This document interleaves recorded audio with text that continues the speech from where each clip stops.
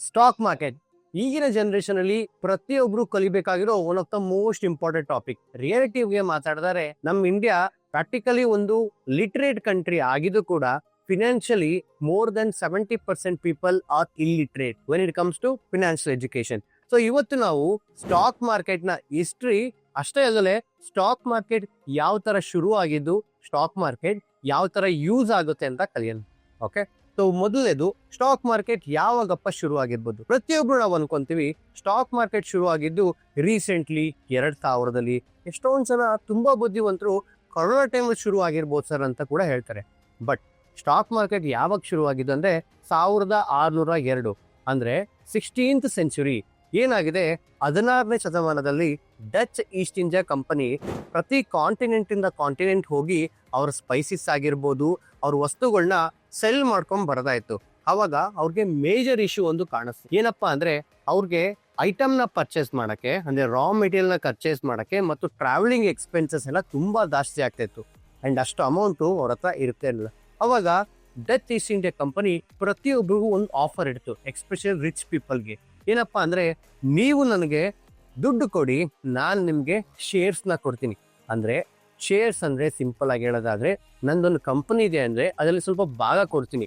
ಅಂದ್ರೆ ಭಾಗ ಕೊಟ್ಟಿದ್ದಂದ್ರೆ shares is indirectly proportional to profit. So ಅದರಿಂದ ಈ ಒಂದು ಕಾನ್ಸೆಪ್ಟ್ ಶುರು ಆಯ್ತು. ಸೊ ಏನಾಯ್ತಪ್ಪ ಅಂದ್ರೆ 16ನೇ ಶತಮಾನದಲ್ಲಿ ನಾವು ಹೇಳ್ದಂಗೆ ತುಂಬಾ ರಿಚ್ ಪೀಪಲ್ಗಳು ಡಚ್ ಈಸ್ಟ್ ಇಂಡಿಯಾ ಕಂಪನಿಗೆ ಅವ್ರ ದುಡ್ಡನ್ನು ಕೊಟ್ಟು ಶೇರ್ಸ್ ನ ತಗೊಳಕ್ ಶುರು ಮಾಡಿದ್ರು. ಹೋಗ್ತಾ ಹೋಗ್ತಾ ಡಚ್ ಈಸ್ಟ್ ಇಂಡಿಯಾ ಕಂಪನಿ ಒಂದು ಒಳ್ಳೆ ಪ್ರಾಫಿಟ್ ಅನ್ನು ಮಾಡುತ್ತೆ. ಇದನ್ನ ನೋಡ್ತಾ ನೋಡ್ತಾ ತುಂಬಾ ಜನಗಳು ಇದು ಅಟ್ರಾಕ್ಟ್ ಆಗಿ ಈ ಒಂದು ಕಾನ್ಸೆಪ್ಟ್ ಅಂತೂ ನೋಡಿ, ಈ ತರ ಸ್ಟಾಕ್ ಎಕ್ಸ್ಚೇಂಜ್ ಮೊದಲನೇ ಬಾರಿಗೆ ಶುರು ಆಗಿದ್ದು. ಸೊ ಪ್ರಪಂಚದ ಮೊದಲನೇ ಸ್ಟಾಕ್ ಎಕ್ಸ್ಚೇಂಜ್ ಬಂದ್ಬಿಟ್ಟು ಆಮ್ಸ್ಟರ್ಡಮ್ ಸ್ಟಾಕ್ ಎಕ್ಸ್ಚೇಂಜ್. ಅದು ಈಗಿನ ಜನರೇಷನ್ ಅಲ್ಲಿ ನೇಮ್ ಚೇಂಜ್ ಆಗಿದೆ. ಸೊ ಪ್ರೀವಿಯಸ್ಲಿ ಆಮ್ಸ್ಟರ್ಡಮ್ ಸ್ಟಾಕ್ ಎಕ್ಸ್ಚೇಂಜ್ ಮೊದಲನೇ ಸ್ಟಾಕ್ ಎಕ್ಸ್ಚೇಂಜ್ ಆಗಿದ್ದು. ಅಷ್ಟೇ ಅಲ್ಲದೆ ಮೊದಲನೇ IPO ಕೂಡ ಅಲ್ಲೇ ಆಗಿರುತ್ತೆ. ಓಕೆ, ಸೊ ಇವಾಗ ನಿಮ್ಗೊಂದು ಪ್ರಶ್ನೆ ಬರುತ್ತೆ, ಸರ್ ನೀವೀಗ ಹಿಸ್ಟ್ರಿ ಅಂದ್ರೆ ವರ್ಲ್ಡ್ ಮಾರ್ಕೆಟ್ ಬಗ್ಗೆ ತಿಳಿಸಿದ್ರಿ, ಇದೇ ಕಾನ್ಸೆಪ್ಟ್ ನಮ್ಮ ದೇಶದ ಸ್ಟಾಕ್ ಮಾರ್ಕೆಟ್ಗೂ ಅಪ್ಲೈ ಆಗುತ್ತಾ ಅಂತ ಕೇಳ್ತೀರಿ. 100% ಕರೆಕ್ಟ್. ಇದು ನಮ್ಮ ದೇಶದ ಸ್ಟಾಕ್ ಮಾರ್ಕೆಟ್ ಕೂಡ ಅಪ್ಲೈ ಆಗುತ್ತೆ. ಸೊ ನಮ್ಮ ದೇಶದ ಸ್ಟಾಕ್ ಮಾರ್ಕೆಟ್ ಬಗ್ಗೆ ತಿಳ್ಕೊಳ್ಳೋದಾದ್ರೆ, ನಮ್ಮ ದೇಶದಲ್ಲಿ ಮೊದಲನೇ ಬಾರಿ ಸ್ಟಾಕ್ ಎಕ್ಸ್ಚೇಂಜ್ ಶುರುವಾಗಿದ್ದು ಬಾಂಬೆ ಸ್ಟಾಕ್ ಎಕ್ಸ್ಚೇಂಜ್. ಇದು 1857 ಅಂದ್ರೆ 1857 ಅಲ್ಲಿ ಫಸ್ಟ್ ಟೈಮ್ ಇಂಡಿಯಾದಲ್ಲಿ ಸ್ಟಾಕ್ ಮಾರ್ಕೆಟ್ ಶುರು ಆಗಿದ್ದು. ಅದು ಎಲ್ಲಪ್ಪ ಆಗಿದ್ದು ಅಂದ್ರೆ ದಲಾಲ್ ಸ್ಟ್ರೀಟ್, ಇವಾಗಿನ ಮಹಾರಾಷ್ಟ್ರದಲ್ಲಿರೋ ದಲಾಲ್ ಸ್ಟ್ರೀಟ್ ಅಲ್ಲಿ ತುಂಬಾ ವ್ಯಾಪಾರಿಗಳು ಒಂದು ಆಲದ ಮರದ ಕೆಳಗಡೆ ಸೇರಿ ತಮ್ಮ ಸ್ಟಾಕ್ ಎಕ್ಸ್ಚೇಂಜ್ ಹಾಗೂ ಸ್ಟಾಕ್ ವಹಿವಾಟುಗಳನ್ನ ಶುರು ಮಾಡಿದ್ರು. ಈ ತರ ನೋಡಿದರೆ ನಮ್ಮ ದೇಶದ ಮೊದಲನೇ ಸ್ಟಾಕ್ ಬಂದ್ಬಿಟ್ಟು ಬಾಂಬೆ ಟೆಕ್ಸ್ಟೈಲ್ ಕಾರ್ಪ್. ಇದು ಫಸ್ಟ್ ನಮ್ಮ ಬಾಂಬೆ ಸ್ಟಾಕ್ ಎಕ್ಸ್ಚೇಂಜ್ ಶುರುವಾಕಿನ ಮೊದಲು ಕೂಡ ಆಕ್ಟಿವ್ ಆಗಿರೋ ಸ್ಟಾಕ್ ಅಂತ ಹೇಳಿದ್ರೆ ಇದು ಆಶ್ಚರ್ಯದ ವಿಷಯ ಆಗುತ್ತೆ. ಅದೇ ತರ ಮೊದಲನೇ IPO ಬಂದ್ಬಿಟ್ಟು ಟಾಟಾ ಸ್ಟೀಲ್. ಇದು ಜಮ್ಶೇದ್ಜಿ ಟಾಟಾ ಅವರು ತಂದಿದ್ದು. ಅಷ್ಟೇ ಅಲ್ಲದೆ ನಮ್ಮ ದೇಶದ ಮೊದಲನೇ ಮಾಡರ್ನ್ ಡೇ IPO ಬಂದ್ಬಿಟ್ಟು ರಿಲಯನ್ಸ್ ಟೆಕ್ಸ್ಟೈಲ್. ಇವಾಗ ನಿಮ್ಗೊಂದು ಪ್ರಶ್ನೆ ಕಾಡುತ್ತೆ, ನಂಗೆ ಸ್ಟಾಕ್ ಎಕ್ಸ್ಚೇಂಜ್ ಹಿಸ್ಟ್ರಿ ಗೊತ್ತಾಯ್ತು, ಆದ್ರೆ ಸ್ಟಾಕ್ ಮಾರ್ಕೆಟ್ ಅಂದ್ರೆ ಏನು ಅಂತ ಗೊತ್ತಾಗ್ತಿಲ್ಲ. ಸೊ ಇದು ನಾನೊಂದು ಸಿಂಪಲ್ ಉದಾಹರಣೆಯಿಂದ ತಿಳಿಸ್ತೀನಿ. ಉದಾಹರಣೆಗೆ ಅನ್ಕೊಳ್ಳಿ, ರಮೇಶ್ ಅಂತ ಒಬ್ಬ ವ್ಯಕ್ತಿ ಇರ್ತಾರೆ. ಆ ರಮೇಶ್ ಅನ್ನೋ ವ್ಯಕ್ತಿ ಒಂದು ಚಕ್ಲಿ ಹಾಗೂ ಕೋಡ್ಬಳೆ ಕಂಪ್ನಿನ ಕಟ್ಟಿರ್ತಾನೆ. ಆಯ್ತಾ, ಆ ಕಂಪ್ನಿ ತುಂಬಾ ಚೆನ್ನಾಗಿ ಕಟ್ತಾ ಇರುತ್ತೆ. ಆದ್ರೆ ಆ ರಮೇಶ್ಗೆ ಒಂದು ಪ್ರಾಬ್ಲಮ್ ಏನ್ ಕಾಣುತ್ತೆ ಅಂದ್ರೆ, ಅವನ ಕಂಪ್ನಿಗೆ ಫಂಡ್ಸ್ ಬೇಕಾಗುತ್ತೆ. ಲಾಭ ಅಂತೂ ನಾನು ಮಾಡ್ತಾ ಇದೀನಿ, ಬಟ್ ಕಂಪ್ನಿ ಎಕ್ಸ್ಪಾನ್ಷನ್ ಮಾಡಕ್ಕೆ ದುಡ್ಡು ಸಿಗ್ತಾ ಇಲ್ಲ. ಈಗ ಅದೇ ಕೇಸಲ್ಲಿ ರಮೇಶ್ಗೆ ಕೆಲವು ಪ್ರಾಬ್ಲಮ್ಸ್ ಹಾಗೂ ಸೊಲ್ಯೂಷನ್ಸ್ ಕೂಡ ಕಾಣುತ್ತೆ. ಸೊಲ್ಯೂಷನ್ಗಳು ಏನಪ್ಪಾ ಅಂದ್ರೆ, ಮೊದಲನೇ ಸೊಲ್ಯೂಷನ್, ಅವನು ಅಮೌಂಟ್ ನ ಸಾಲ ಲೋನ್ ತಗೋಬಹುದು ಜನರಿಂದ, ಫ್ರೆಂಡ್ಸ್ ಅಂತ ಅನ್ಬೋದು. ಅದು ಪ್ರತಿಯೊಬ್ಬ ವ್ಯಕ್ತಿ ಕಾಮನ್ ಪೀಪಲ್ ಮಾಡೋ ಒಂದು ಆಪ್ಷನ್. ನೆಕ್ಸ್ಟ್ ಅವನು ಬ್ಯಾಂಕ್ ಅಲ್ಲಿ ಕೂಡ ಲೋನ್ ತಗೊಬಹುದು. ಅದೇ ಮೂರನೇ ಪ್ರಶ್ನೆ ಈಗಲೂ ಯಕ್ಷ ಪ್ರಶ್ನೆ. ಇವಾಗ ಅವನ್ ಏನ್ ಮಾಡ್ತಾನೆ, ಇದ್ರ ಪ್ರಾಬ್ಲಮ್ಸ್ ನಾನಾಗ್ಲೇ ಹೇಳ್ದಂಗೆ ಬ್ಯಾಂಕ್ ಅಲ್ಲಿ ಪ್ರಿನ್ಸಿಪಲ್ ಪ್ಲಸ್ ಇಂಟ್ರೆಸ್ಟ್ ನ ಕಟ್ಟಬೇಕು.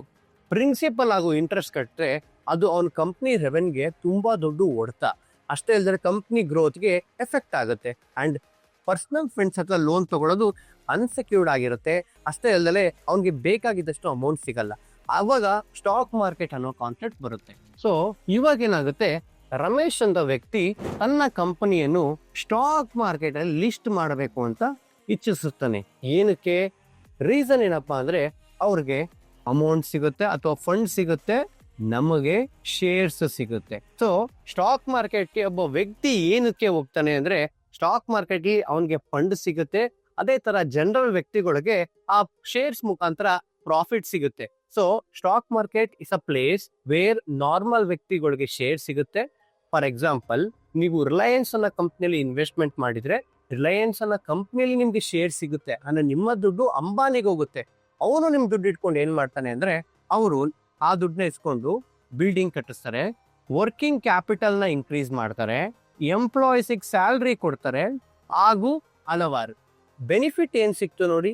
ಬೆನಿಫಿಟ್ ಏನಪ್ಪಾ ಅಂದ್ರೆ, ಅವ್ರಿಗೆ ಕಂಪ್ನಿ ಎಕ್ಸ್ಪ್ಯಾನ್ಷನ್ ಆಯ್ತು, ನಮಗೆ ಶೇರ್ ಸಿಕ್ತು, ಅದು ಕೂಡ ಒಂದು ಟ್ರಸ್ಟೆಡ್ ಕಂಪ್ನಿಯಲ್ಲಿ. ಈ ಮುಖಾಂತರ ಸ್ಟಾಕ್ ಮಾರ್ಕೆಟ್ ಅನ್ನೋ ಕಾನ್ಸೆಪ್ಟ್ ಆಗಿತ್ತು. ಓಕೆ, ಆದರೆ ಯಾವ್ದಾದ್ರು ಒಂದು ಹೊಸ ಕಂಪನಿ ಮೊದಲನೇ ಬಾರಿ ಸ್ಟಾಕ್ ಮಾರ್ಕೆಟ್ ಅಲ್ಲಿ ಲಿಸ್ಟೆಡ್ ಆಗ್ಬೇಕಂದ್ರೆ ಅದು IPO ಮುಖಾಂತರ ಬರುತ್ತೆ. IPO ಅಂದ್ರೆ initial public offering. So stock market ನಲ್ಲಿ ಮೊದಲನೇ ಬಾರಿ ಯಾವ್ದಾದ್ರು ಕಂಪನಿ ಲಿಸ್ಟೆಡ್ ಆಗ್ಬೇಕಂದ್ರೆ IPO ಮುಖಾಂತರ ಬರುತ್ತೆ. ಆ IPOನೇ ಮುಂದೆ ಶೇರ್ ಆಗಿ ಕನ್ವರ್ಟ್ ಆಗುತ್ತೆ. ಸೊ ಇವಾಗ ಏನಾಯ್ತು, ಪ್ರತಿಯೊಂದು ದೇಶದಲ್ಲಿ ಸ್ಟಾಕ್ ಎಕ್ಸ್ಚೇಂಜ್ ಇರುತ್ತೆ. ತುಂಬಾ ಜನ ಈಗಲೂ ಅನ್ಕೊಂತಾರೆ ಸ್ಟಾಕ್ ಎಕ್ಸ್ಚೇಂಜ್ ಬರೀ ಇಂಡಿಯಾದಲ್ಲಿ ಮಾತ್ರ ಇದೆ ಅಂತ. ಇಲ್ಲ, ನಿಮ್ಗೆ ಪಾಕಿಸ್ತಾನದಲ್ಲೂ ಸ್ಟಾಕ್ ಎಕ್ಸ್ಚೇಂಜ್ ಸಿಗುತ್ತೆ, that is Karachi stock exchange. ಅದೇ ತರ ಚೈನಾದಲ್ಲಿ ಸಿಗುತ್ತೆ, ತೈವಾನ್ ಸಿಗುತ್ತೆ, ಇಂಡೋನೇಷ್ಯಾ, ಯುರೋಪಿಯನ್ ಕಂಟ್ರಿ, ಈವನ್ ಕೆಲವು ಆಫ್ರಿಕನ್ ಕಂಟ್ರಿ, ಹಾಗೂ USA ಹಾಗೂ ಅಮೆರಿಕಾ ಕಾಂಟಿನೆಂಟ್ ಸಿಗುತ್ತೆ. ಸೊ ಯಾವ್ಯಾವ ಕಂಟ್ರಿಯಲ್ಲಿ ಇಂಡಸ್ಟ್ರೀಸ್ ಇರುತ್ತೋ ಅಲ್ಲೆಲ್ಲ ಸ್ಟಾಕ್ ಮಾರ್ಕೆಟ್ ನಮ್ಗೆ ಕಾಣ್ಲಿಕ್ಕೆ ಬಂದೇ ಬರುತ್ತೆ. ಸೊ ಇವಾಗ ಒಬ್ಬ ವ್ಯಕ್ತಿ ಅನ್ಕೋತಾನೆ, ಸರ್ ನನಗೀಗ ಸ್ಟಾಕ್ ಮಾರ್ಕೆಟ್ ಒಂದು ಕಾನ್ಸೆಪ್ಟ್ ಗೊತ್ತಾಯ್ತು, ದಟ್ ಏನಂದ್ರೆ ಯಾವ್ದಾದ್ರು ವ್ಯಕ್ತಿಗೆ ದುಡ್ಡು ಬೇಕಂದ್ರೆ ಅವನೇನ್ ಮಾಡ್ತಾನೆ, ಸ್ಟಾಕ್ ಮಾರ್ಕೆಟ್ಗೆ ಬರ್ತಾನೆ, ಬಂದ್ಬಿಟ್ಟು ಶೇರ್ಸ್ ಅನ್ನು ಕುಟ್ಟಿ ದುಡ್ಡು ತಗೊಂತಾನೆ. ಆದ್ರೆ ನನಗೆ ಒಂದು ಲಾಜಿಕ್ ಅರ್ಥ ಆಗ್ತಿಲ್ಲ ಸರ್, ಅದೇನಪ್ಪಾ ಅಂದ್ರೆ, ನಾನು ಸ್ಟಾಕ್ ಮಾರ್ಕೆಟ್ ಅಲ್ಲಿ ನೋಡ್ಬೇಕಾದ್ರೆ ಕೆಲವೊಮ್ಮೆ ಶೇರ್ ಪ್ರೈಸ್ 100 ರೂಪಾಯಿ ಇರುತ್ತೆ, ಕೆಲವೊಮ್ಮೆ 101, ಕೆಲವೊಮ್ಮೆ 102, ಕೆಲವೊಮ್ಮೆ 97, ಕೆಲವೊಮ್ಮೆ 96. ಈ ಒಂದು ಮೇಲೆ ಕೆಳಗಡೆ ಏನಕ್ಕೆ ಆಗ್ತಾ ಇರುತ್ತೆ ಸರ್? ಒಂದೇ ಸ್ಟಾಗ್ನೆಂಟ್ ಆಗಿ ಯಾಕೆ ಪ್ರೈಸ್ ಇರಲ್ಲ? ಸೊ ಇದಕ್ಕೆ ಸಿಂಪಲ್ ಅರ್ಥ ಇಲ್ಲ ಅಂದ್ರೆ, ಸಪ್ಲೈ ಹಾಗೂ ಡಿಮ್ಯಾಂಡ್. ಸುಮ್ಮನೆ ಅಸ್ಯೂಮ್ ಮಾಡ್ಕೊಳ್ಳೋಣ ದಟ್ ನಮ್ಮ ದೇಶ ನಾಳೆ ರಷ್ಯಾ ಅಥವಾ ಯಾವ್ದಾದ್ರು ಅರಬ್ ಕಂಟ್ರಿ, ಯುರೋಪಿಯನ್ ಕಂಟ್ರಿ ಎಲ್ಲಾದ್ರೂ ಯಾವ್ದೋ ಒಂದು ದೇಶದ ಮೇಲೆ ಯುದ್ಧ ಸಾರುತ್ತೆ ಅಂತ. ಸೊ ಒಂದು ದೇಶದ ಮೇಲೆ ನಾವು ಯುದ್ಧ ಸಾರಿದಾಗ ಮೊದಲನೇ ಪ್ರಾಬ್ಲಮ್ ಏನಾಗುತ್ತೆ ಅಂದ್ರೆ, ನಮ್ಗೆ ಮತ್ತೆ ಆ ದೇಶಗಳ ಮಧ್ಯೆ ಇರೋ ರಿಲೇಶನ್ಶಿಪ್ ಕೆಟ್ಟಿ ನಾವು ಇಂಪೋರ್ಟ್ ಮಾಡೋ ಐಟಮ್ಗಳು ತುಂಬಾ ದುಬಾರಿ ಆಗುತ್ತೆ. ಅಸ್ಯೂಮ್ ಮಾಡ್ಕೊಳ್ಳೋಣ ಅರಬ್ ಕಂಟ್ರಿಯಲ್ಲಿ ನಮಗೂ ಜಗಳ ಆಗುತ್ತೆ ಅಂತ. ನಿಮಗೆ ಗೊತ್ತು ನಮ್ಮ ದೇಶದಲ್ಲಿ ಪ್ರತಿದಿನಕ್ಕೆ ಎಷ್ಟು ಡಿಮ್ಯಾಂಡ್ ಇದೆ ಪೆಟ್ರೋಲಿಯಂ ಪ್ರಾಡಕ್ಟ್ ಅಂತ. ನಾವೇನಾದ್ರೂ ಜಗಳ ಮಾಡಿ ಅಲ್ಲಿ ರಿಲೇಶನ್ಶಿಪ್ ಕೆಟ್ಟಿದ್ರೆ ನಮ್ಗೆ ಅಲ್ಲಿ ಸಪ್ಲೈ ಕಮ್ಮಿ ಆಗುತ್ತೆ, ಸೊ ಡಿಮ್ಯಾಂಡ್ ಜಾಸ್ತಿ ಆಗುತ್ತೆ. ಸೊ ಸಪ್ಲೈ ಕಮ್ಮಿ ಆಗಿ ಡಿಮ್ಯಾಂಡ್ ಜಾಸ್ತಿ ಆದಾಗ ಆಟೋಮೆಟಿಕ್ಲಿ ಯಾರ ಹತ್ರ ರಿಸರ್ವ್ ಇರುತ್ತೋ ಅವ್ರು ಅದನ್ನ ಹೈಯರ್ ಪ್ರೈಸ್ಗೆ ಮಾರಕ್ಕೆ ಇಷ್ಟಪಡ್ತಾರೆ. ಇವಾಗ ಏನಾಗುತ್ತೆ, ಆ ಚೈನ್ ಬ್ರೇಕ್ ಆಗುತ್ತೆ. ಸೊ ಇದೇ ತರ ನಾವು ಶೇರ್ಸ್ ಅಲ್ಲಿ ಉದಾಹರಣೆ ತಗೊಳ್ಳೋದಾದ್ರೆ, ಅದು ಇನ್ನೊಂದು ಉದಾಹರಣೆ ತಗೊಳ್ಳೋದಾದ್ರೆ, ರಮೇಶ್ ಅವ್ರದ್ದು ಕಂಪನಿ KNC, ಈ ಕಂಪನಿ ಸ್ಟಾಕ್ ಮಾರ್ಕೆಟ್ ಅಲ್ಲಿ ಲಿಸ್ಟೆಡ್ ಆಗಿರುತ್ತೆ, ಆಯ್ತಾ. ಅದೇ ತರ ಲಿಸ್ಟೆಡ್ ಆಗ್ಬಿಟ್ಟು ಒಂದು ಉದಾಹರಣೆ ಮಾಡ್ಕೊಳ್ಳೋಣ, ಎಲ್ಲರ ಹತ್ರನೂ ಒಂದು ದುಡ್ಡು ಇಸ್ಕೊಂಡ್ರು ಅಂತ ಅರ್ಥ ಮಾಡ್ಕೊಳ್ಳೋಣ. ಒಂದು 100 ಕೋಟಿ ದುಡ್ಡನ್ನ ಅವ್ರು ಇಸ್ಕೊಂಡಿದ್ದಾರೆ ಅಂತ. 100 ಕೋಟಿ ದುಡ್ಡು ಇಸ್ಕೊಂಡು ಇವ್ರೇನ್ ಮಾಡಿದ್ದಾರೆ, ಅವ್ರದ್ದೊಂದು ಸಪ್ಲೈ ಚೈನ್ ಜಾಸ್ತಿ ಮಾಡಿದ್ದಾರೆ, ಅವ್ರದ್ದು ಮ್ಯಾನುಫ್ಯಾಕ್ಚರಿಂಗ್ ಯೂನಿಟ್ ತೆಗೆದಿದ್ದಾರೆ, ಅವರು ಡಿಸ್ಟ್ರಿಬ್ಯೂಷನ್, ಮಾರ್ಕೆಟಿಂಗ್ ಎಲ್ಲ ಮಾಡಿದ್ದಾರೆ, ಜನಕ್ಕೆ ಇಷ್ಟ ಆಗ್ತದೆ ಅಂತ. ಸೊ ಮೊದಲನೇ ಬಾರಿ ಕಂಪ್ನಿ ಗ್ರೋ ಆಗ್ಬೇಕಾದ್ರೆ ಅದ್ರ ಪರ್ಫಾರ್ಮೆನ್ಸ್ ಮೇಲೆ ಬೆಳೆದಿರುತ್ತೆ, ಒಳ್ಳೆ ಪರ್ಫಾರ್ಮೆನ್ಸ್ ಇಂದ ಕಂಪ್ನಿ ಚೆನ್ನಾಗಿ ಬೆಳೆದಿರುತ್ತೆ. ಆದ್ರೆ ಇವಾಗ ಅನ್ಕೊಳ್ಳೋಣ, ಕಂಪ್ನಿ ಮೇಲೆ ತುಂಬಾ ಒಂದು ಎಕ್ಸ್ಪೆಕ್ಟೇಷನ್ ಬರುತ್ತೆ. ಯಾವಾಗ ಒಂದು ಕಂಪ್ನಿ ತುಂಬಾ ಚೆನ್ನಾಗಿ ಬೆಳೆಯುತ್ತೋ ಅವಾಗ ಜನ ಆ ಶೇರ್ಸ್ ನ ತಗೊಬೇಕು ಅಂತ ಎಕ್ಸ್ಟ್ರಾ ಡಿಮ್ಯಾಂಡ್ ನ ಕ್ರಿಯೇಟ್ ಮಾಡ್ತಾರೆ.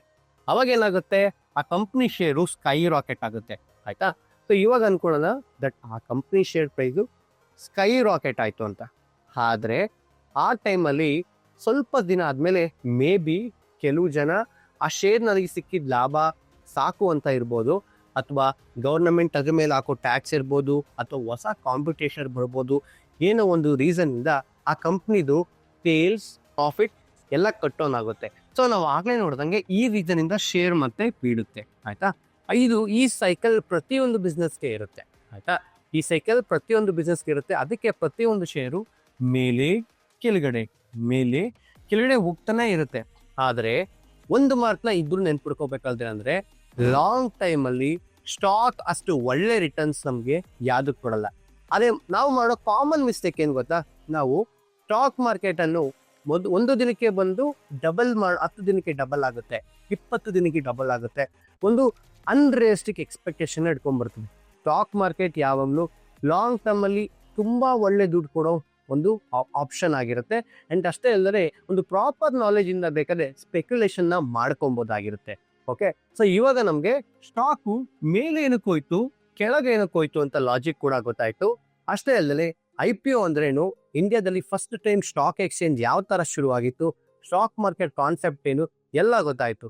ಇವಾಗ ನಮ್ಗೆ, ನಾನೊಬ್ಬ ಬಿಗಿನರ್ ಸರ್, ನನಗೆ ಸ್ಟಾಕ್ ಮಾರ್ಕೆಟ್ಲಿ ಇನ್ವೆಸ್ಟ್ಮೆಂಟ್ ಮಾಡಬೇಕು, ಏನಕ್ಕಪ್ಪ ಮಾಡಬೇಕು? ಸಿಂಪಲ್ ಸರ್, ನನ್ಗೊಂದು ವಿಷಯ ಗೊತ್ತಾಯ್ತು. ಏನಂದ್ರೆ ನಮ್ಮ ಪ್ರೀವಿಯಸ್ ಜನರೇಷನ್ ಅಲ್ಲಿ ಪ್ರತಿಯೊಬ್ಬರು, ಸರ್ ನಾನು ನಮ್ಮ ತಾತ ಅಷ್ಟು ಲ್ಯಾಂಡ್ ಇಟ್ಕೊಂಡಿದ್ರೆ ನಾನು ಇಷ್ಟು ಕೋಟಿಗಿರ್ತಿದ್ದೆ, ಇಷ್ಟು ಲ್ಯಾಂಡ್ ಮಾರದೇ ಇದ್ದಿದ್ರೆ ನಾನು ಇಷ್ಟು ಕೋಟಿಗಿರ್ತೇನೆ ಅಂತ ಪ್ರತಿಯೊಬ್ರು ಹೇಳ್ತಾರೆ. ಬಟ್ ಆದ್ರೆ ಈಗಿನ ಜನರೇಷನ್ ಅಲ್ಲಿ ನಾವೇನಾದ್ರೂ ಸ್ಟಾಕ್ಸ್ ಅಲ್ಲಿ ಪ್ರಾಪರ್ ಇನ್ವೆಸ್ಟ್ಮೆಂಟ್ ಮಾಡಿಲ್ಲ ಅಂದ್ರೆ ನಮ್ಮ ನೆಕ್ಸ್ಟ್ ಜನರೇಷನ್ ಪೀಪಲ್ ಇದೇ ಹೇಳ್ತಾರೆ, ದಟ್ ಏನಪ್ಪಾ ಅಂದ್ರೆ ನಮ್ಮ ತಾತ ಅಥವಾ ನೀವು ತಾತ ಆಗಿರ್ತೀರಲ್ಲ, ನೀವುಗಳು ಇನ್ವೆಸ್ಟ್ಮೆಂಟ್ ಮಾಡಿದ್ರೆ ನಾವು ಚೆನ್ನಾಗಿರ್ತಾ ಇದ್ವಿ, ನಾವು ಆ ತರ ಇರ್ತಾ ಇದೀವಿ ಅಂತ ಹೇಳ್ತಾರೆ. ಒಂದು ಲಾಜಿಕಲ್ ಹೇಳ್ತೀನಿ, ಸ್ಟಾಕ್ ಮಾರ್ಕೆಟ್ ಬೀಳುತ್ತೆ ಏಳುತ್ತೆ ಕಾಮನ್, ಬಟ್ ಆದ್ರೆ ಸ್ಟಾಕ್ ಮಾರ್ಕೆಟ್ ಯಾವತ್ತೂ ಕೂಡ ಕ್ಲೋಸ್ ಆಗೋದಿಲ್ಲ. ಮೇನ್ ರೀಸನ್ ಏನಪ್ಪ ನೋಡಿ, ಸ್ಟಾಕ್ ಮಾರ್ಕೆಟ್ ಕ್ಲೋಸ್ ಆಗ್ಬೇಕಾದ್ರೆ ಮೊದಲು ರಿಯಲ್ ಮಾರ್ಕೆಟ್ ಅಲ್ಲಿ ಸ್ಟಾಕ್ಸ್ ಇರ್ತಾವಲ್ಲ, ಸ್ಟಾಕ್ಸ್ ಅಂದ್ರೆ ಒಂದು ಕಂಪನಿ ಇರ್ತಾವಲ್ಲ, ಅವು ಕ್ಲೋಸ್ ಆಗ್ಬೇಕು. ಅದು ಕ್ಲೋಸ್ ಆಗೋ ಚಾನ್ಸಸ್ ತುಂಬಾ ರೇರ್. ಯಾಕಪ್ಪ? TCS ತಗೊಳ್ಳಿ, TCS ಅನ್ನೋ ಕಂಪನಿ ನಮ್ಮ ದೇಶದಲ್ಲಿ ಎಷ್ಟು ಜನಕ್ಕೆ ಕೆಲಸ ಕೊಡುತ್ತೆ. ಆ ಕಂಪ್ನಿ ಕ್ಲೋಸ್ ಆಗುತ್ತೆ ಅಂದ್ರೆ ನಮ್ಮ ಎಕನಾಮಿಗೆ ಎಷ್ಟು ಕೊಡುತ್ತಾ? ಇನ್ಫೋಸಿಸ್ ತಗೊಳ್ಳಿ, ರಿಲಯನ್ಸ್ ತಗೊಳ್ಳಿ. ಸೊ ಸ್ಟಾಕ್ ಮಾರ್ಕೆಟ್ ಅಂದ್ರೆ ನಿಜವಾದ ಕಂಪ್ನಿಯ ರಿಫ್ಲೆಕ್ಷನ್ ಆಗಿರುತ್ತೆ. ಸೊ ಅದಕ್ಕೆ ನಾವೇನ್ ಮಾಡೋಣ, ಲಾಂಗ್ ಟರ್ಮ್ ಅಲ್ಲಿ ಒಂದು ಪ್ರಾಪರ್ ನಾಲೆಜ್ ಆಗಿ ಸ್ಟಾಕ್ ಮಾರ್ಕೆಟ್ ಇನ್ವೆಸ್ಟ್ಮೆಂಟ್ ಮಾಡಬೇಕು. ಇವಾಗ ನೆಕ್ಸ್ಟ್ನೇ ಪ್ರಶ್ನೆ, ಸರ್ ನಾನು ಸ್ಟಾಕ್ ಮಾರ್ಕೆಟ್ ಬಗ್ಗೆ ಸ್ವಲ್ಪ ತಿಳ್ಕೊಂಡೆ, ಬಟ್ ಇನ್ವೆಸ್ಟ್ಮೆಂಟ್ ಹೆಂಗ್ ಶುರು ಮಾಡೋದು ನಂಗೆ ಗೊತ್ತಾಗ್ತಲ್ಲ. ಸೊ ಬೆಸ್ಟ್ ಆಪ್ಷನ್ ಏನಂದ್ರೆ, ನಂತರ ಅದಕ್ಕೆ we are using Tradejini for all our stock thing. So ನೀವು ಕೂಡ ಬೇಕಾದ್ರೆ ಡಿಮ್ಯಾಟ್ ಅಕೌಂಟ್ನ ಓಪನ್ ಮಾಡ್ಬೋದು, ಲಿಂಕ್ ಬಯೋಲಿರುತ್ತೆ, ಅಥವಾ ಈ ಕೆಳಗಡೆ ಇರೋ ನಂಬರ್ಗೆ ಕಾಲ್ ಮಾಡಿದ್ರೆ ನಮ್ಮ ಟೀಮ್ ನಿಮಗೆ ಡಿಮ್ಯಾಟ್ ಅಕೌಂಟ್ನ ಓಪನ್ ಮಾಡಿಕೊಡುತ್ತೆ. ನೆಕ್ಸ್ಟ್, ಸರ್ ನನಗೆ ಡಿಮ್ಯಾಟ್ ಅಕೌಂಟ್ ಓಪನ್ ಆಯ್ತು, ನೆಕ್ಸ್ಟ್ ಏನ್ ಮಾಡ್ಬೇಕು? ಒಂದು ಪಾಯಿಂಟ್ ನಾವು ಕ್ಲಿಯರ್ ಆಗಿ ಅರ್ಥ ಮಾಡ್ಕೋಬೇಕು. ಸ್ಟಾಕ್ ಮಾರ್ಕೆಟ್ ಅಲ್ಲಿ ಮೊದಲು ನಾವು ಇನ್ವೆಸ್ಟ್ಮೆಂಟ್ ಶುರು ಮಾಡಬೇಕು ಪ್ರಾಪರ್ ನಾಲೆಜ್ ಇಂದ. ಸೊ ಪ್ರಾಪರ್ ನಾಲೆಜ್ ಹಾಗೂ ಪ್ರಾಪರ್ ಇನ್ವೆಸ್ಟ್ಮೆಂಟ್ ಶುರು ಮಾಡಕ್ಕೆ ನೀವು ಬೆಸ್ಟ್ ಚಾನಲ್ ಆಗಿದ್ದೀರಾ. ನೀವೇನಾದ್ರು ಫೇಸ್ಬುಕ್ ಅಲ್ಲಿ ಇದ್ರೆ ಈ ಕೆಳಗಡೆ ಇರೋ ಲಿಂಕ್ ಗೆ ಟಚ್ ಮಾಡಿ, ಹಾಗೂ ಯೂಟ್ಯೂಬ್ ಅಲ್ಲಿ ಸಬ್ಸ್ಕ್ರೈಬ್ ಮಾಡಿ. ಅಷ್ಟೇ ಅಲ್ಲದೆ ಇವಾಗ ನಾವು ಮಾಡಿರೋ ವಿಡಿಯೋ ಯಾವ ತರ ಇತ್ತು ಕಮೆಂಟ್ ಅಲ್ಲಿ ಟೆಕ್ಸ್ಟ್ ಮಾಡಿ, ಹಾಗೂ ನಿಮ್ಮ ಅನಿಸಿಕೆಯನ್ನು ಹೇಳಿ, ಹಾಗೂ ನಮ್ಮ ಫರ್ದರ್ ವಿಡಿಯೋಗೆ ಸಹಾಯ ಆಗುತ್ತೆ. ಫರ್ದರ್ ಇನ್ಫಾರ್ಮೇಶನ್ಗೋಸ್ಕರ ನಮ್ಮ ಯೂಟ್ಯೂಬ್ ಚಾನಲ್ ಸಬ್ಸ್ಕ್ರೈಬ್ ಮಾಡಿ. ಎವ್ರಿ ಮಂತ್ ನಾವು ಇದೇ ತರ ಇನ್ಫಾರ್ಮೇಟಿವ್ ವಿಡಿಯೋ ಸ್ಟಾಕ್ ಮಾರ್ಕೆಟ್ ಬಗ್ಗೆ ಡೀಟೇಲ್ ಆಗಿ ಅನಾಲಿಸಿಸ್ ಹಾಗೂ ಡೀಟೇಲ್ ಇನ್ಫಾರ್ಮೇಶನ್ ಶೇರ್ ಮಾಡ್ತೀವಿ. ಹಾಗೂ ಆಫ್ಲೈನ್ ಕ್ಲಾಸಸ್ಗೋಸ್ಕರ ನಮ್ಮ ದಾಸಳ್ಳಿ ಬ್ರಾಂಚ್ ನ ವಿಸಿಟ್ ಮಾಡಿ. ಹಾಗೂ ಈ ವಿಡಿಯೋ ಯಾವ ತರ ಇತ್ತು ಕಮೆಂಟ್ ಅಲ್ಲಿ ಟೈಪ್ ಮಾಡಿ. Thank you. ಜೈ ಹಿಂದ್, ಜೈ ಕರ್ನಾಟಕ.